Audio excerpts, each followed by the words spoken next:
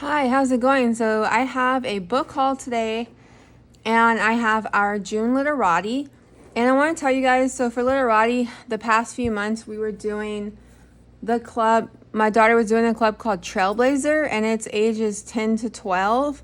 But then we decided to move her up. So now this box is actually called the Wizard Box and it's age 11 to 13. So it still has like middle grade, but it also said that it would have like possibly like some YA, and she's definitely reading a mixture. So yeah, so this is a Wizard Box. Okay, so we already opened it to see like what she'd be interested in, and I'm gonna show you guys what we got. So first I'm gonna show you guys what it came with. It came with this poster. This is actually her favorite one that she's ever got. And then it came with these book plate stickers and just regular stickers with her name on them. And then it came with this little thing you can fill out about yourself. And then it always comes with a price sheet of how much they charge for the books. And yeah, so you get a discount if you keep all 5. We've like never kept all 5, so. And then you just send back the books you don't want. Okay. So, the first book is A First Time for Everything. Dan, Santat is the author. So this is a graphic novel. And it says, after being bullied in middle school, Dan has low expectations about everything, including the class trip to Europe with the same girls who love to make fun of him. But during his travels, a series of firsts begin to change. Maybe even his first girlfriend. So it's a memoir based on Dan Santat's most awkward middle grade school memories. Okay, so this is like, yeah, a graphic novel memoir. She decided to pass on this. And then, so this one was interesting because like, I believe I tried this book either from the library or I reserved, or somehow like it just looks so familiar, but it's a realistic fiction. It's called Shouting at the Rain by Linda Mullally Hunt. And so basically, Desley loves a good storm, especially when the squalls are in her life. Her summer friend is back on Cape Cod, but devastates her by dumping her for a new friend.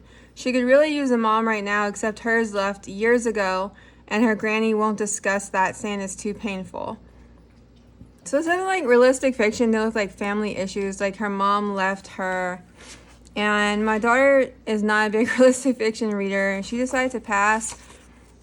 Both of us sampled the writing, and I sampled the writing, and I decided to pass too, but it definitely has like a plot I would possibly be interested in, but it's like very heavy in dialogue, which isn't really my thing, and I decided to pass on it. But yeah, it's kind of like a coming of age story, it sounds like.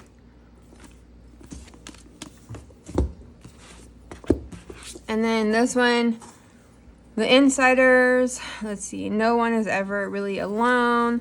Back home in San Francisco, being gay didn't mean feeling different, but at Hector Munoz, I'm not sure how to pronounce the name, new school, he couldn't feel more alone.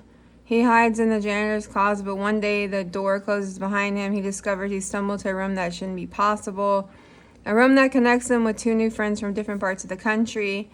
So this one also is like, middle grade, and we both decide to pass.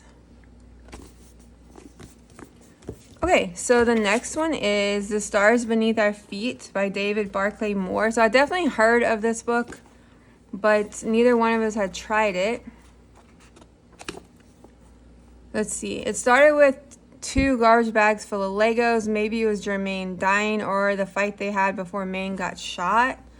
Lolly's having a hard time knowing how to be without his older brother around. He's either sad or mad. There are dangers outside. Older guys who harass Lolly and jump him and his friend Vega. His mom's girlfriend gave him 2 huge bags of Legos, and Lolly's working on a project so big it outgrows his apartment. So this one we both decided to pass on. Okay, so now we're left with a classic, and it is Around the World in 80 Days by Jules Verne, and she decided to choose this one. I was actually pleasantly surprised because, you know, she is not drawn to classics herself. I have to kind of, you know, nudge her. But I'm really happy because I actually wanted her to read this anyway. So yeah, so this is a classic. So let's see. He abandoned, okay, so Phileas has, I'm sorry, I'm terrible with names, has been a quiet, orderly, and predictable English gentleman, but he abandons his daily routine when he wagers his fortune in a bet at the Reform Club, promising that he can travel around the whole world in 80 days. So yeah, so it's adventure and classic. So yeah, so this is the only one she decided to keep. Okay, you guys, so my next part of the haul is from Savers thrift store. So we went to Savers and I kind of hit the jackpot on Usborne books and some random books. So let me show you guys the first book. So this book is Georgia Byng, and it's called Molly's Moons. And it says the incredible book of hypnotism. So this one just caught, I actually picked this one out for me. It's definitely middle grade, but like the cover caught my attention. Sorry. I love books about like with animals, and the cover just caught my attention. And then so basically it says orphan Molly Moon was found as a baby in a box marked Moon's Marshmallows. For 10 terrible years, she's lived under the sinister rule of Miss Addistone in gloomy Hardwick House. But her life changes overnight when she finds a mysterious book on hypnotism and discovers an amazing talent, the power to make people do anything she wants them to do. Escaping from the orphanage, Molly heads to New York in search of fame and fortune. But her adventures lead her to the clutches of a dangerous enemy who will stop at nothing to steal her hypnotic secret. So I also sampled the writing in the thrift store that I like the writing style so far. So we will see. Yep, so that's middle grade. Also, we'll link everything, you guys. So, okay, so the next books are like a bunch now. I have like one homeschool book, a couple books Portis chose, and then I have some books for my future baby. So, because I'm almost 31 weeks pregnant right now. Okay, so I found a bunch of brand new Usborne books. Someone just donated a bunch of brand new Usborne books. So yeah, I'm so excited to find all these Usborne books. This is the Animal Orchestra Plays Mozart. And this one, it's like a board book style. And then, you know, it has like the sound. So you turn it on. I checked them all to make sure they worked. And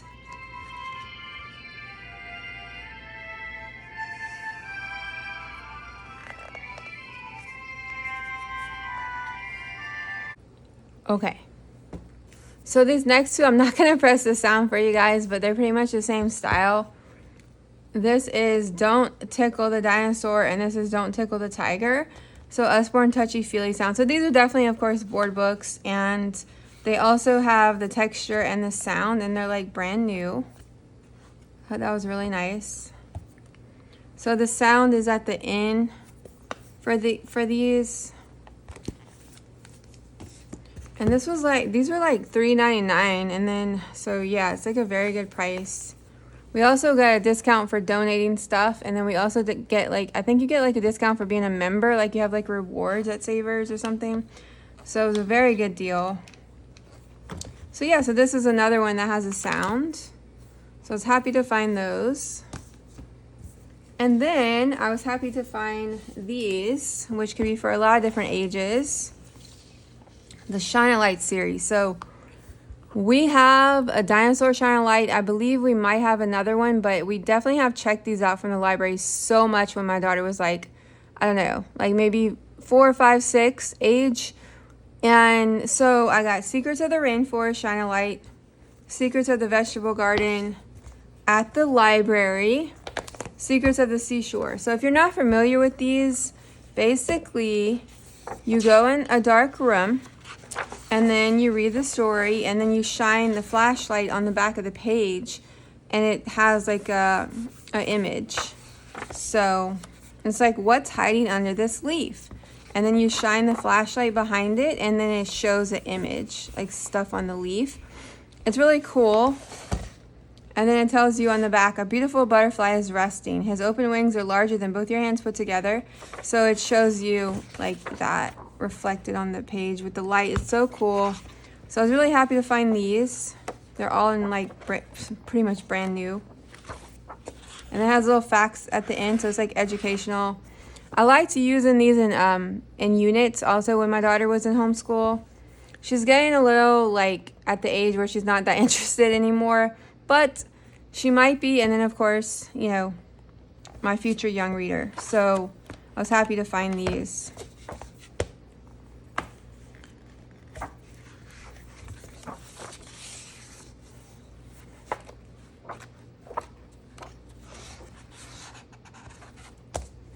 And then Secrets of the Seashore.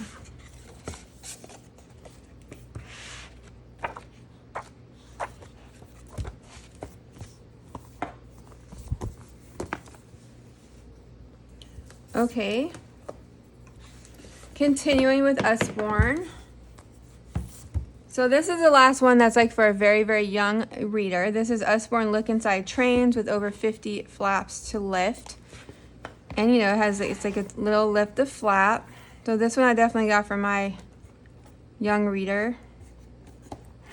And then the last ones are for older age group and like homeschool type books. So I got Usborne Big Picture Atlas. This was $3. And then we had discount. It was so fun to find those. And then, so this I just got randomly. I thought we could use it for a future geography unit because, or you know, like geography just in general, not necessarily a unit, but curriculum. Because we're doing United States geography right now, my daughter and I, for 6th grade next year. But we will be going back to world geography eventually. And I always like books. I mean, you could still use this for U.S. geography, of course, you know, like. But I kind of thought of just letting it go for 6th grade and then just using it possibly for like to do like a world geography studies. But you could use it for anything, or you could just use it to look at and learn. So yeah, got that. And then this I specifically got for my daughter for 6th grade, and I couldn't pass it up anyway. It's Usborne Lift the Flat Biology. Now this was actually on my 6th grade list because we're studying biology and human body for 6th grade, and I was so happy to find it. So yeah, so this is a Lift the Flap. What is biology? And we would definitely be using this for 6th grade. So that is the last of the Usborne books from Savers. And then my daughter picked out these two to show you guys real quick. I Spy Mystery and then I Spy Spooky Night. She really loves these I Spies. And yeah, so she picked those. Oh, the page is kind of sticky. These are really cool. I like the real photos and you find stuff.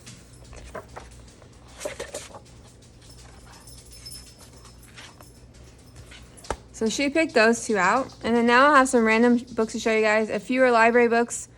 A few we got at Barnes & Noble, I believe. I think most of them are Amazon, Barnes & Noble, and then some library books. So let me show you the ones I got for me. So this book, I sporadically just found it in Barnes & Noble. It's called I Am a Cat. Probably gonna mess up the name. So it's Soseki, and then Natsume, Natsume is the author. So basically, it says 3 volumes in 1. So this book I never heard of. I found it in a fiction end cap at Barnes & Noble. I was looking for some other books, and they actually had it on the end cap. And I was like, wait, I like reading about dogs and cats. So and this is adult fiction, so I was like, piqued my interest. So it says, so begins one of the most original, unforgettable works in Japanese literature. Richly allegorical and delightful readable, I Am a Cat is a chronicle of an unloved, unwanted, wandering kitten who spends all his time observing human nature. From the dramas of businessmen and school teachers, from this unique perspective He offers a biting commentary shaped by his training in Chinese philosophy on the social upheaval of the Meiji era. So I sampled the writing in Barnes & Nobles and it seems really interesting. So I got that to try. And it's told first person from the perspective of the cat. I am a cat. Yes, as yet I have no name. I have no idea where I was born. So I like that. And then the next one is another Japanese author. It's The Diary of a Void. And it's by Emi Yagi is the author. And this one, it's like when 34-year-old Shibita, I'm not sure if I'm saying that correctly, gets a new job in Tokyo to escape sexual harassment at her old one. She finds that as the only woman in her workplace, she's expected to do all the menial tasks. One day she announces she can't clear away her coworkers' dirty cups because she's pregnant and the smell nauseates her. The only thing is she's not pregnant. So I thought this was very interesting. It's about a woman, works in an office and a work situation where she pretends to be pregnant to get out of doing certain things. And it just is total literary fiction, right up my alley. And let's see, I believe it's first person, which I really love. Yeah, it's first person. Yeah, so I definitely want to try it. This one is called The Healing Power of Tears, The Art of Crying by Pepita Sandwich. So this is an illustrated book, nonfiction, about expressing your emotions. And I really think it's a graphic novel. Crying does not indicate that you are weak. Since birth, it has always been a sign that you are alive. Charlotte Bronte. So I'm a big advocate of personally and, emotionally expressing myself through crying. It really helps me, the chemicals that it releases and things like that. So I'm always for reading books about emotions and tears and crying. And this one is illustrated, which is awesome. So I'm really excited to start this one soon.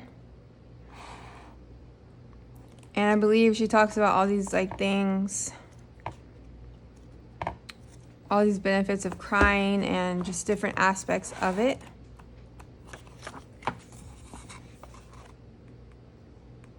Historical tears, crocodile tears, society of tears, existential tears.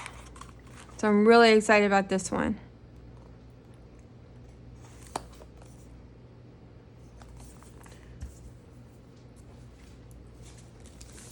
So this next one is another little board book I got at Barnes & Nobles. This is The Littlest Family's Big Day, Emily Winfield Martin. So I've had my eye on a lot of books by her for a while, but, since I have an 11-year-old, I didn't really have a reason to buy them or anything. But now that I'm pregnant, I was like, okay, let me explore her work. And I was excited to find this at Barnes & Noble, and it's really cute. It's very cottagecore. If you guys follow me, you know that I love cottagecore style. And I love how it's so cute. Oh my gosh. And then, so it has a fold out. And I actually haven't read it yet because I actually want to wait to read it as a surprise. And just kind of I really just judged it on the illustrations and it just looks phenomenal. So hopefully we'll really enjoy it. Okay. So the next two things, I have some library stuff also, but the next two books I actually already read, but I wanted to add them to my personal book collection. These two books, so Eileen, it's literary fiction, of course, for me. I love literary fiction. A novel by Tessa Mosfag. I'm not sure exactly how you say her name, but okay. So Eileen, and then Foster by Clara Keegan. So this is a very short little, I don't know if you call it a novella or what, or if it's just a short novel, but I had read both of these via the library and I gave them both 5 stars and I wanted to own them. So I bought Eileen. Now Eileen, I'm just going to say it real quick because I already talked about this book and then I'm going to talk about it in the future because it probably will be making my mid-year favorites, but it's basically about this loner named Eileen, and she lives with her father, and her father's kind of like a mess, and the way he treats her and stuff like that, and like just their relationship is very weird. And then like, so she doesn't really have friends or like a relationship that she's in. She's definitely a loner, and it's like explores that she meets this woman, and so then she kind of is really like interested, like almost obsessed, like with this woman. So not like I don't know how, not really obsessed, but like she really like wants to be friends with her, and it's kind of like that relationship, kind of like of that friendship possibly, but yet it's kind of like sinister. The details that when she meets this woman, I'm not going to say to give anything away. And basically it has like a twist at the end, but that's not really why I like it. I actually really like it because it's just like about the day-to-day stuff that happens to Eileen, and she's really crass, and it's really refreshing to see a female protagonist like have the thoughts and say the things that she says. And it's just like kind of like throws you off because it's like, wow, like it's really intense and raw and gritty. And yeah. And then this was such a good, powerful read for such a teeny tiny book. Oh my gosh. I immediately was like, I need to reread this book after I finished it. And I knew I was going to be buying it eventually. And so I went ahead and bought it. And basically, it's about a child who is taken by her father to live with relatives, not knowing when she'll be brought home again. And basically, I like this one again, I'm not going to talk about too much. Basically, it's like the parallel between her home life and these people that she goes stay with. And it's like very emotional and like deep about how she feels in each circumstance. And you're like with her along the way, and it's just very moving, and I really loved it. I highly recommend it. Okay, so these two are from the library. These are both by Sophie Anderson. This is The Girl Who Speaks Bear, and this is A House with Chicken Legs. So I got both of these books thinking I would be interested in both of them. They're middle grade fiction, but you know, I do love middle grade fiction. So basically, okay, so this book is about a 12-year-old. She wants a real friend, not like her house with the chicken legs. Sure, the house can play games like tag and hide and seek, but she longs for a human companion, someone she can talk to and share secrets with. But that's tough when your grandmother is a yaga, a guardian who guides the dead into the afterlife. It's even harder when you live in a house that wanders all over the world, carrying you with it. Worst of all, Marinka is being trained to be a yaga. That means no school, no sports, music, no parties or playmates that can stick around for more than a day. So, her grandmother, is like a guardian who guides the dead to the afterlife, which is like, kind of spooky for me.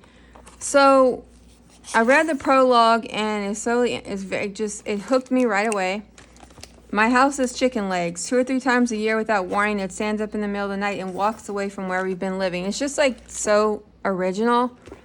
And then I started reading it, and then it kind of got a little spooky for me because I don't like reading about dead people. It's like a trigger for me.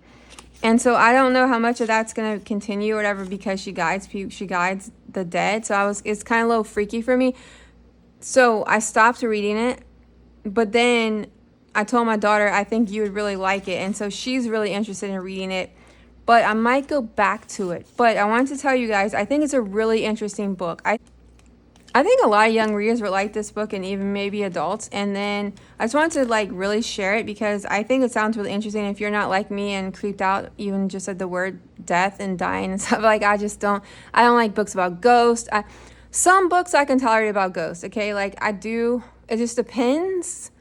If the ghost is very human-like and stuff like that, I can deal with it. I don't like ghosts who go to the afterworld and stuff like that. I just get creeped out.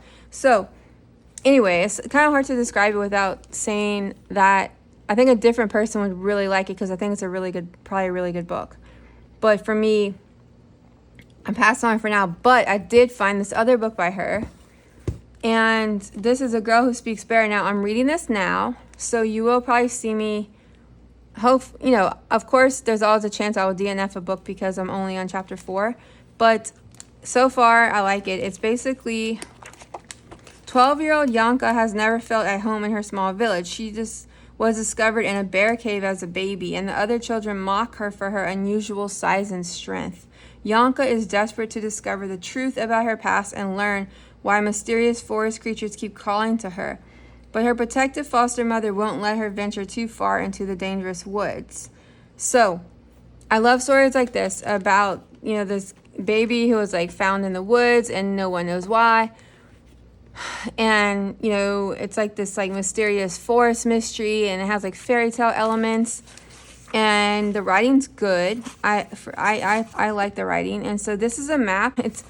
She references this book, and on the map it shows the house with the chicken legs. So I like that she's like building, even though these two books are totally separate characters, like the author is like building her world building of like including. I love that. I love when you have those little tidbits. So I'm really interested in continuing, and I'm really reading it right now. Okay, so I'm really excited to see what will happen. And I want to say, I found that this author has like a lot of interesting sounding books. So I am so excited to go in a little Sophie Anderson reading spree. So yes, excited. Okay. So the next picture book I have to show you guys is from the library. It's called Wave. So this is a wordless picture book, and it is by Susie Lee. And she, I believe, has like a few of these, and they're just beautiful. And I haven't bought them yet for our collection, but they're definitely on my like long list of picture books I would like to buy. And it's just like periodically I like to check out these books from the library just for myself, and I just love them. So I love wordless picture books, telling a story without words. Beautiful. About a little girl, her day pretty much experiencing with the ocean. And then here's another one of my favorite books. This is Leaf in the Fall by Allison Sweet Grant and Adam Grant. Now, this is on my top 15 picture books to buy, but I just couldn't help myself. I really want to check it out. It's like this emotionally, I've shared it before a long time ago in like one of my various picture book videos and stuff like that, but I always find that books like this are worthy of being shown again and again.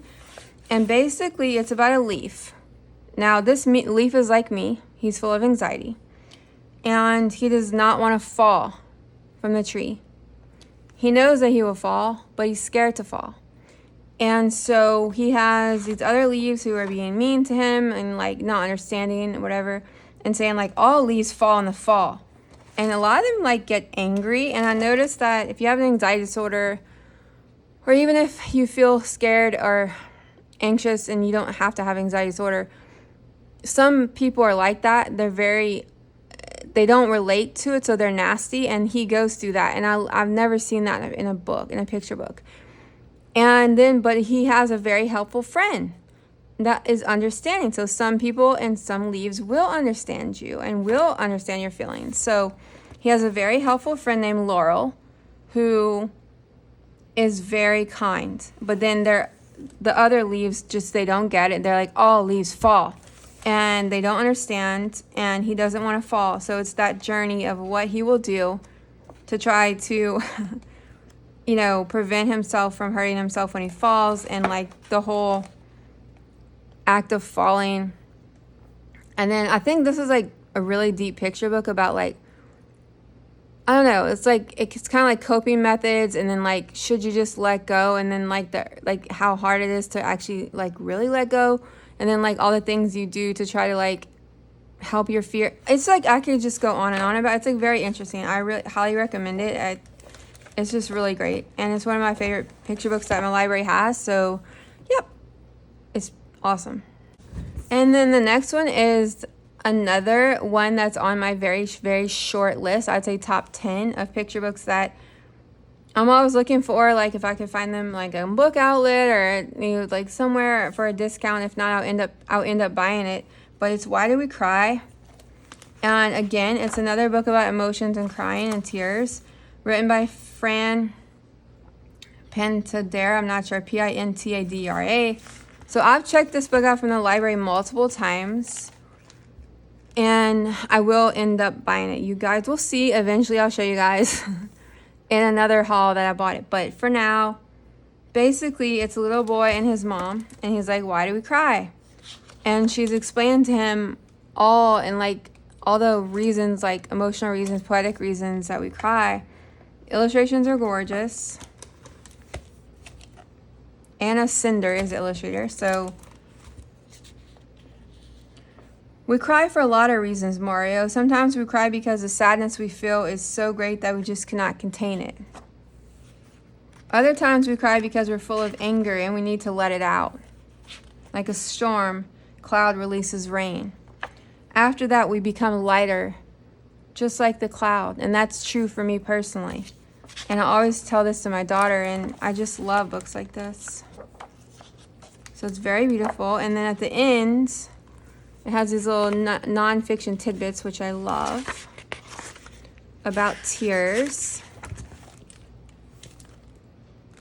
So you could actually use this for like an emotional learning unit, or like just like learn about the science of tears with this book, and it's just beautiful. Okay, you guys, that's like all for my hauls for today. Thank you so much for watching, subscribing, commenting, liking, all of that. Have a good day or night. Bye.